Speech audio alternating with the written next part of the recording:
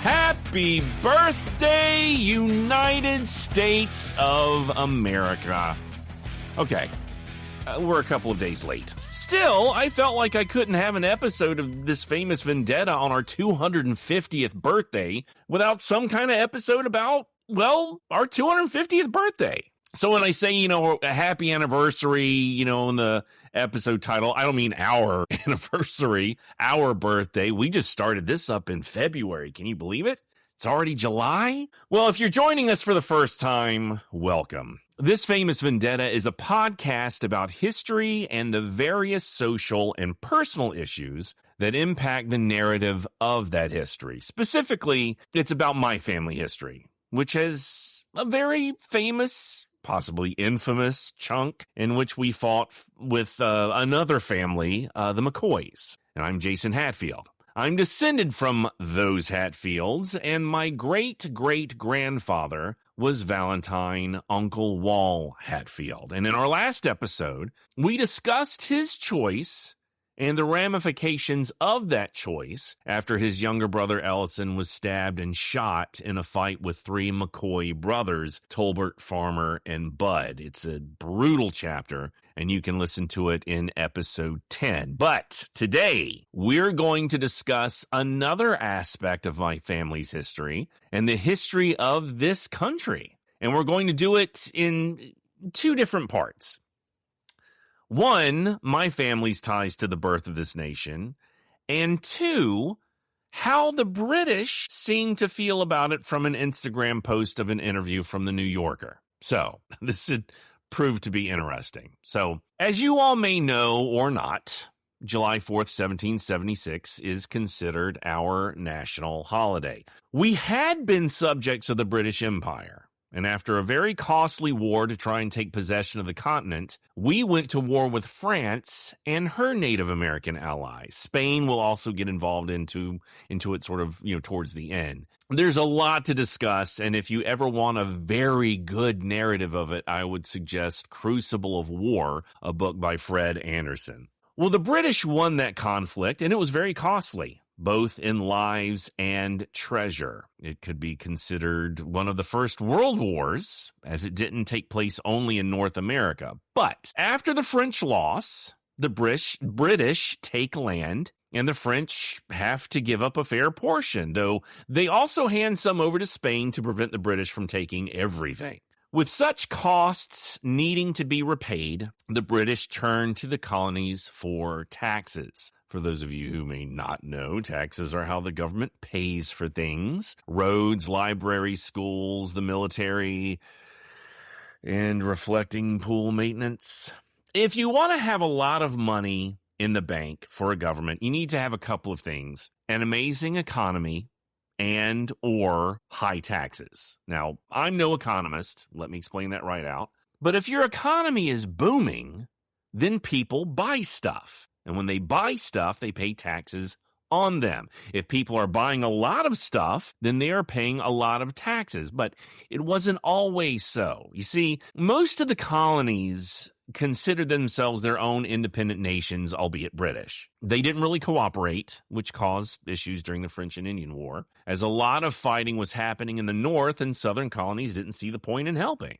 I mean, why? It's affecting them, not us. And taxation was also similar. Colonies had started off a lot like independent business ventures, with companies more or less getting royal charters and financing the colonial ventures in an effort to make money off of them. So, after the French and Indian War, the Crown began implementing taxes on the colonies as a whole. Taxes on sugar, lead, stamps for official documents, and yes, even tea were implemented, and the colonists got upset. They weren't upset because of having to pay taxes. They understood why they needed to. They were upset because they had no say in what was to be taxed, nor how much. But it wasn't just a few disagreements. Tax collectors' homes were ransacked and burned. Tax collectors themselves were tarred and feathered. Perhaps most famously, hundreds of chests of tea were broken open and thrown into Boston Harbor by an organization of men, some of whom for some reason, appeared to be dressed as Native Americans. Now, in response, the British clamped down on Boston, imposing what was called to them the coercive acts, and what the colonists believed to be the intolerable acts, banning, large meetings, dissolving elected bodies, changing how British officials and officers could be tried in court, cutting off trade. All of these were parts of the acts, and it didn't sit well with the populace. So the British moved to arrest those they felt were responsible for this growing uprising and sent troops to arrest them, as well as disarm the populace as a whole. Sam Adams and Hancock, these are the two, for the most part, that they were wanting to try and, arrest. And while they're trying to disarm this populace, the first shots are fired at Lexington and Concord. And this showed the colonists that the British were willing to kill them in order to ensure compliance. And from 1775 until 1783, 8 years, this war raged. So, anger over taxes leading to damaging of private property, the tax collectors' homes, and also the tea destroyed in the Boston Tea Party was, in fact, private property. This leading to harsh penalties and then leading to shots fired and death, which then led us to the Revolution, or what is known as the Revolution. Otherwise, it would have been a simple civil war. And had we lost, the names of people we champion, we read their words and celebrate them in classrooms, these people would have been branded as traitors and executed as such. And Benjamin Franklin is famously quoted as saying, "We must indeed all hang together, or assuredly we shall all hang separately," even though it appears he may not have actually said that. But still, the feeling was there, and that or any victory against the British by the colonists was by no means a sure thing. Yes, we had the home field advantage, but we didn't have a navy. That was the British. We didn't have a national military. That was the British. And we didn't have the funds to fight, because all of that money was either in, the colonial governments or the British. And, the colonial governments, they had this money, but the large amount of wealth was in the British Empire. So there's a lot of things we have to do to try and make up for this disadvantage.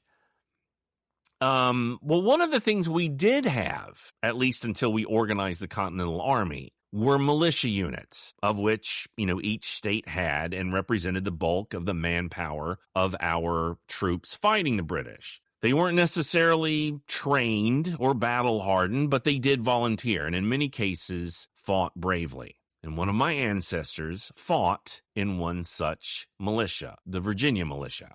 The earliest relative that I have academic access to is Joseph Hatfield, and he's my great, great, great, great, great, great grandfather. That's 6 greats.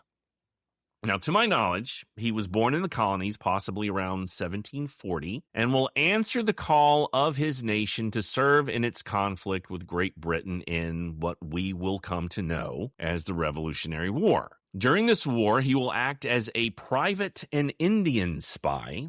And according to his neighbors, Joseph would serve with distinction, but little else is known of him. When you live on the frontier, the paper chase becomes problematic. Documentation isn't necessarily standardized, regulated, and things get lost. We know that he had been married twice. However, what we know of Joseph and his service comes from his second wife, Rachel. We find documentation of her efforts when, at the age of 80, she would fight for his Revolutionary War pension in 1843, over a decade after Joseph's death. Pensions. I think if there's one thing that we can say with relative ease, is that the treatment of soldiers who have fought for this country has never been great.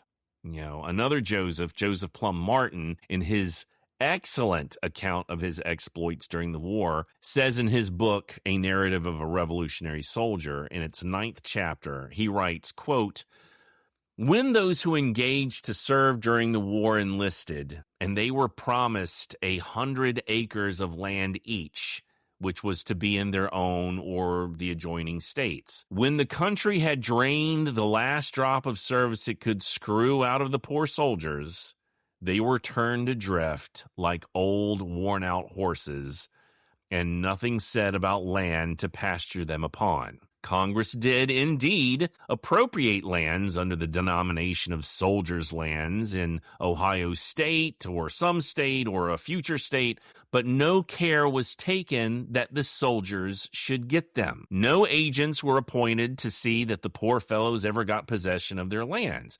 No one ever took the least care about it except a pack of speculators who were driving about the country like so many evil spirits, endeavoring to pluck the last feather from the soldiers. The soldiers were ignorant of the ways and means to obtain their bounty lands, and there was no one appointed to inform them. The truth was, no one cared for them. The country was served and faithfully served, and that was all that was deemed necessary. It was, soldiers, look to yourselves. We want no more of you. I hope I shall one day find land enough to lay my bones in. If I chance to die in a civilized country, none will deny me that. A dead body never begs a grave. Thanks for that." End quote. So I was surprised that even in this time of victory, we tended to not really look after those who risked everything.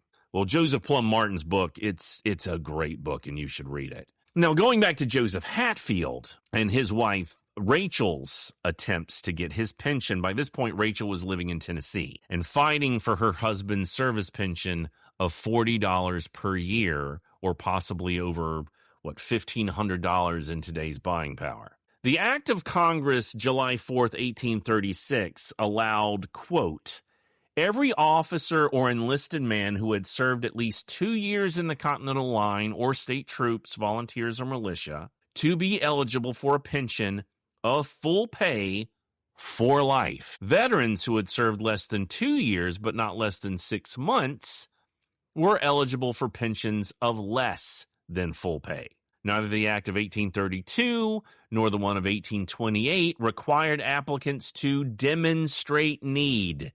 End quote. So this is what they were owed and not a handout. So maybe there is some taking care of soldiers. Quote, "Under the Act of 1832, money due from the last payment until the date of death of a pensioner could be collected by his widow or by his children." End quote. Now, being that Joseph had died in 1832, one can only guess if Rachel's choice to wait to apply for Joseph's pension for 11 years was out of ignorance or age. Well, one thing we know for certain is that she faced many stumbling blocks, not the least of which was that she was unable to read or write, making documentation somewhat hard. She had hired a power of attorney, a James Newman, to assist her, and over the next 12 years, she would have to prove that she was, in fact, married to Joseph, describe their marriage, remember his service to his country, while dealing with missing official documentation of her husband's service record having served in the Virginia militia. She could relate, quote, that she is the widow of Joseph Hatfield, who was a private and Indian spy in the Virginia militia in the War of the Revolution, that her husband entered the service in the county of Russell in the state of Virginia under Colonel Chrisman and has served 2 campaigns of 6 months with the names of his captains she has forgotten. The service took place before her marriage. She was married to her husband, the said Joseph Hatfield, on the 28th of October, 1779. End quote. Now, as the department had difficulty finding records of his service, now her attorney would argue that most militia documentation would be non-existent, she needed more proof. And she got that proof in the sworn affidavits of around 6 other people that had intimate knowledge of them during this time. Some of these people helping her would either travel to the towns or would have individuals to take the testimony travel to them. And these witnesses providing Rachel's needed information were over 70 years of age themselves. And one such witness, a William Hansard, who was 90 at the time of his swearing in 1853, quote, said Joseph Hatfield served as a spy in the company of Captain Thompson, two tours of 3 months each, 1 tour of 3 months under Captain Scott, 3 tours of 3 months each under the command of Captain William Campbell, and 2 tours of 3 months and several tours of from 4 to 6 weeks each under Captain Lyles, and 1 tour of 3 months under Captain Sevier between the years of 1778 and 1782. Said Joseph Hatfield was such an excellent Indian spy that he was always chosen by the officers in all their expeditions against the Indians. Affiant has a distinct recollection of the foregoing facts and further declares that Rachel Hatfield, who was applying for an increase of pension, is the widow of the identical Joseph Hatfield referred to in the foregoing, end quote. Now, I know that sounds like a lot. Before we continue, no, I don't know anything about these officers. I like to consider myself a history buff, but these aren't names I'm familiar with. It won't be as if, Joseph was handed Cornwallis's sword during the British surrender. Quote, Affiant did not participate in said war, but lived a close neighbor to said Joseph Hatfield in Russell County, Virginia, end quote. A question that pops up is if Rachel's claim that she was married after his service in the Revolution in 1779, but other claims are that he served as late as 82, there are some issues with the timeline. Anyway, so if you noticed,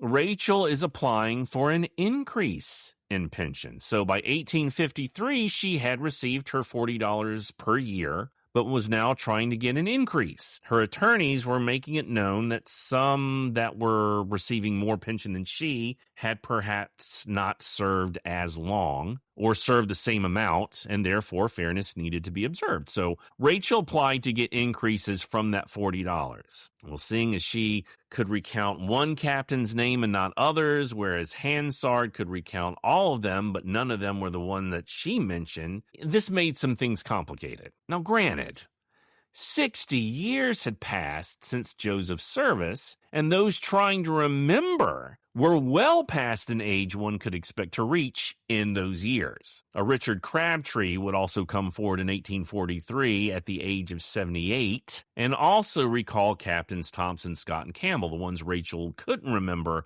but Hansard could. Well, Rachel's attempts will be successful. The testimony will aid in her pension being increased to $80 a year. But around the time of her death in 1858, it appears that allegations of fraud are leveled against her attorney. But for what exactly can't be ascertained. The original declaration certificate of $40 pension granted was not being returned in exchange for the $80 declaration, apparently. Possibly meaning she could collect both a $40 and $80 pension, which, would have been wrong, or that after her death, someone was still trying to collect the remaining pension, and perhaps it wasn't family. It appears the belief is that the fraudulent activity is from her attorney solely. Correspondence isn't complete, but Newman appears to be very insulted by the allegations. Prior to Rachel, Joseph had been married previously to an Elizabeth Smith, from what I can ascertain, and I'm not entirely certain what happened to her.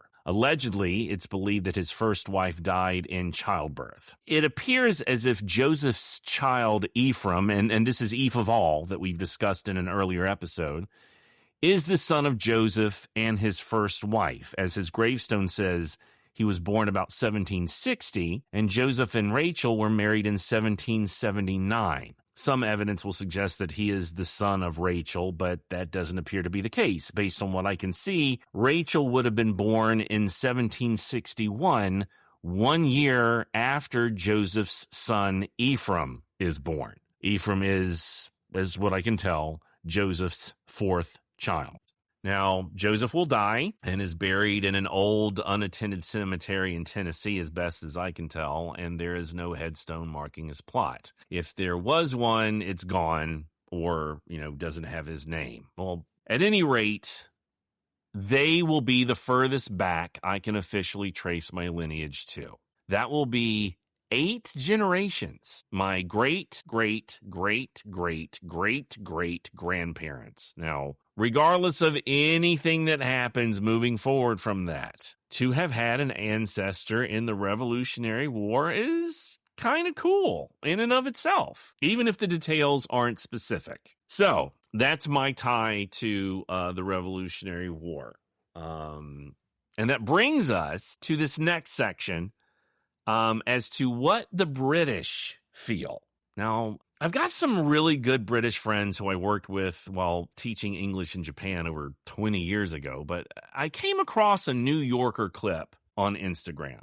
I want to play the clip for you, and it's a historian and podcaster named Dominic Sandbrook, who I've never heard of prior to this, speaking to American journalist and host David Remnick with the New Yorker on their show, The New Yorker Radio Hour. Well, let's play the clip and then discuss it. Why do you have a rather diminished view of the American Revolution and the Declaration? I don't think I do have a diminished view. An interesting thing that may be surprising to some American listeners. In Britain, the American Revolution is never really taught. It's not discussed. It doesn't really feature in our collective historical imagination. And Americans often say, that's because you lost. That's not really the case, because there's nothing the British like more than a kind of than a tragic defeat. Actually, it's because it's eclipsed by the French Revolution and the Napoleonic Wars. It seemed to be a parade of quite boring men talking very earnestly about liberty, battles that involve 20 people in a field somewhere in the great vastness of the North American continent. It's not Waterloo, it's not Borodino or something.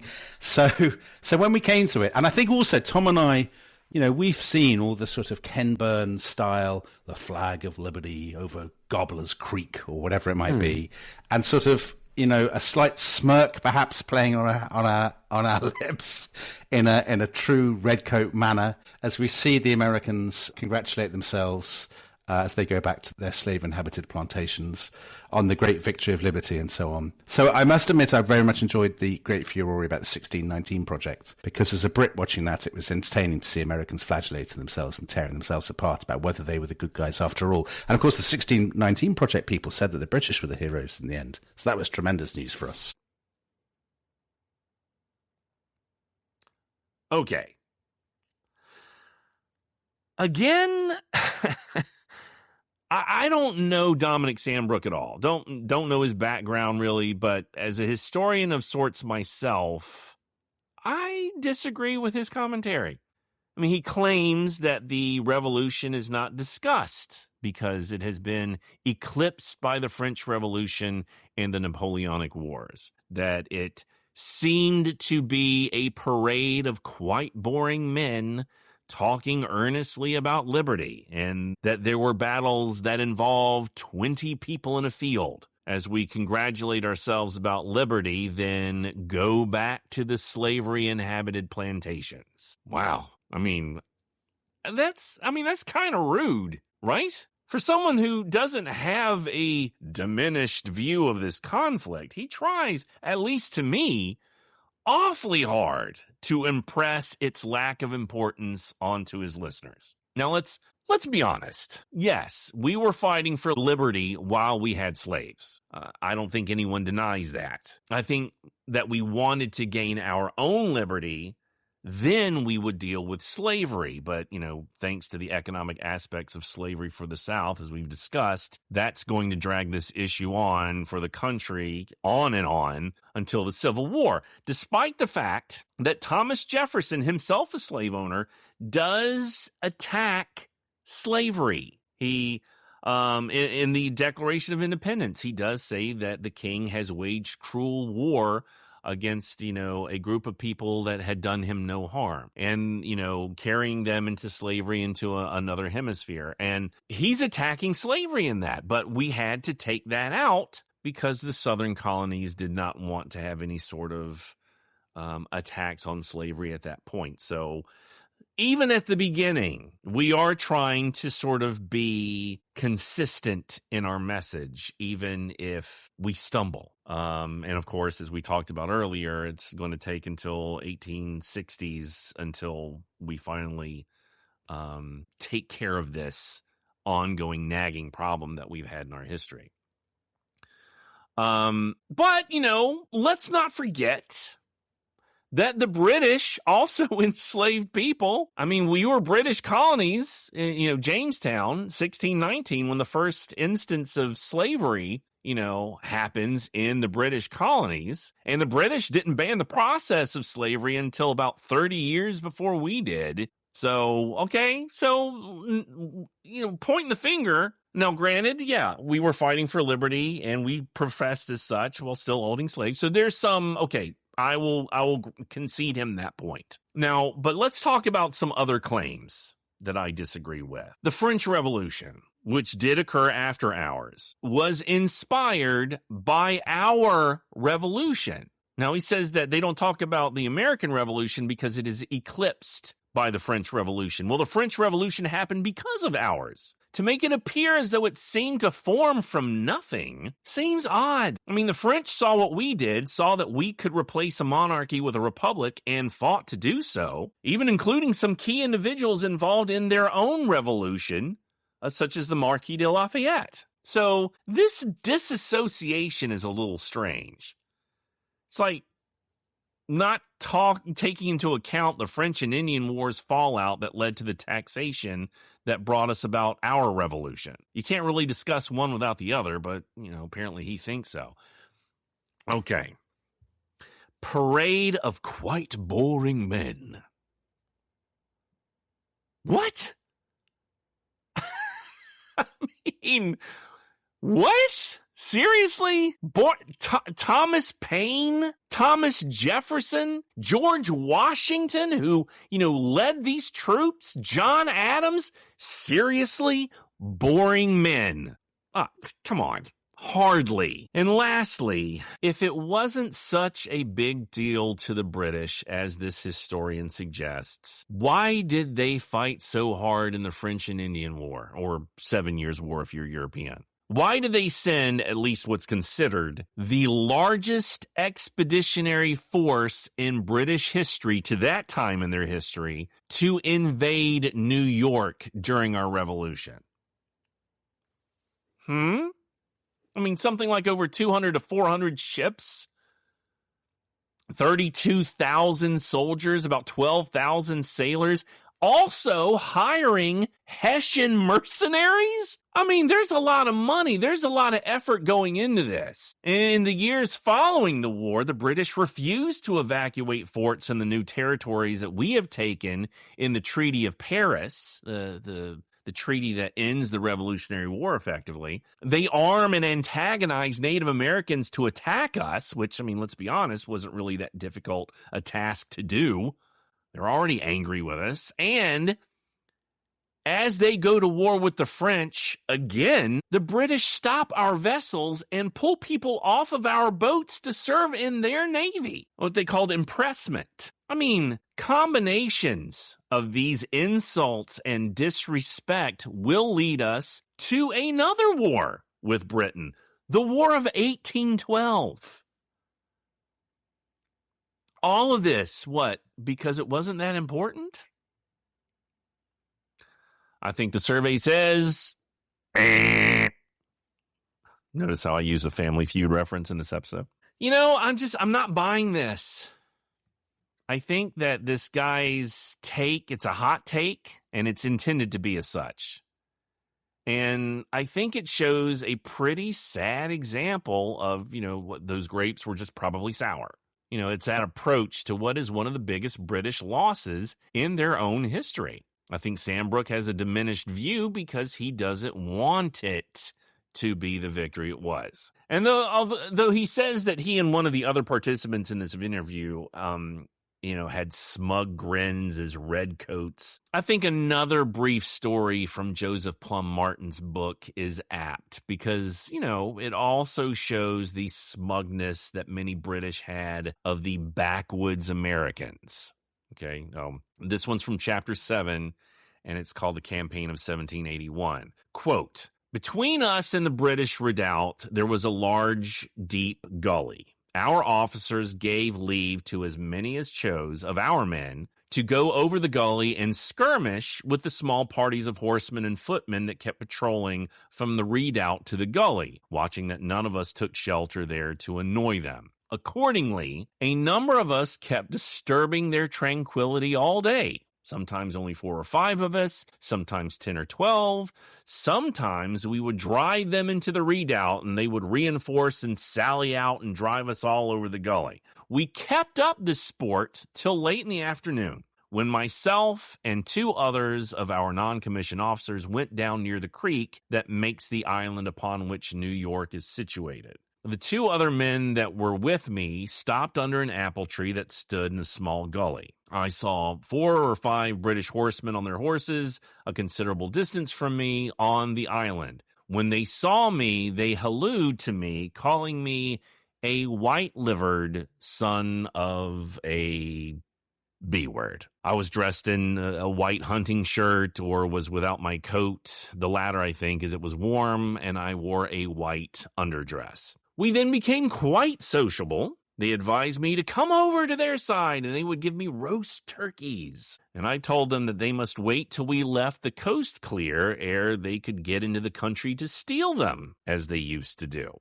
Then they said that they would give me pork and lasses, and then inquired what execution some cannon had done just before fired from the island, if they had not killed and wounded some of our men, and if we did not want help, as our surgeons were a pack of ignoramuses.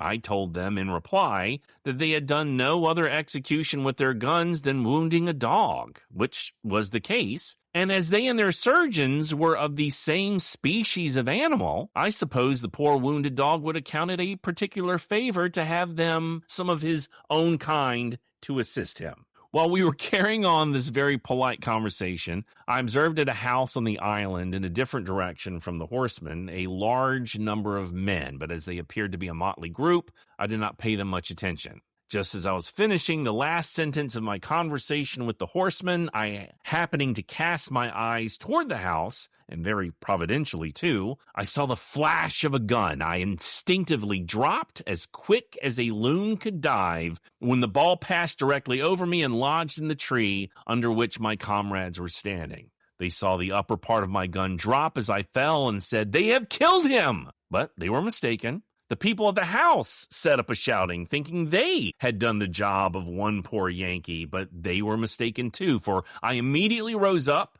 and, slapping my backsides to them, slowly moved off. I do not know that I ever ran a greater risk for my life while I was in the army. Indeed, I could not, for I verily believe that if I had not dove at the flash, the ball would have gone directly through my body. But a miss is as good as a mile, says the proverb. I kept a bright lookout for them as I walked off. They sent another shot after me, and I again dropped. But that did not come so near me as the other, nor did they huzzah again. These shots must have come from a rifle, as the distance was more than a quarter of a mile. It is poor business to stand thus a single mark. End quote. Perhaps Sandbrook read this and is still a little salty. It is, however, one of my favorite parts of the book, and I always love a good trash talking between soldiers. But again, here's a story kind of showing how the British felt so high and mighty to us, and I kind of feel like, Sandbrook's maybe keeping up the tradition. At any rate, diminished or not, we succeeded. And though we still find ways to improve and need to improve upon aspects of this country, I feel strongly that we can, and we do. After all, if men were angels, government wouldn't be necessary. And if men were governed by angels, restrictions on government wouldn't be necessary. There's a lot we can improve, but there's also a lot we can celebrate. And I hope you are all able to enjoy some of that time on July 4th. And I appreciate you all taking the time to listen to this podcast. Thank you again, and we will be diving back into the history next time on this famous vendetta. If you haven't yet, give us a subscribe, rate, and review. You can also find us on social media, and we hope you will.